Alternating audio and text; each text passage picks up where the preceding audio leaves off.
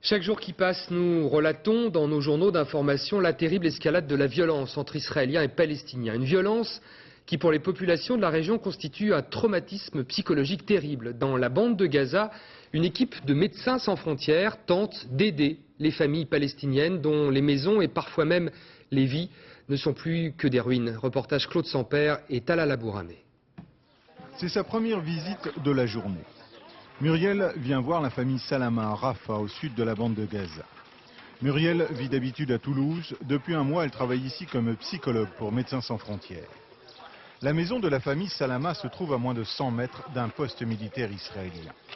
Quand des combattants palestiniens viennent dans le secteur, la réplique israélienne est immédiate. Ils tirent depuis cette position militaire israélienne. Ça traverse la porte et crible ce mur. Ils tirent souvent. On ne peut plus vivre là et on a dû passer du 2e étage au 1er.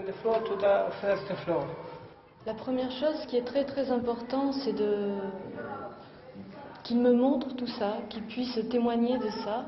Et puis ensuite, une fois que les personnes ont pu me montrer tout ça, on commence à travailler sur des choses comme la peur, sur ce qu'ils peuvent ressentir la nuit, sur leurs rêves, leurs cauchemars. Dans la culture palestinienne, il est parfois difficile de parler de sa souffrance.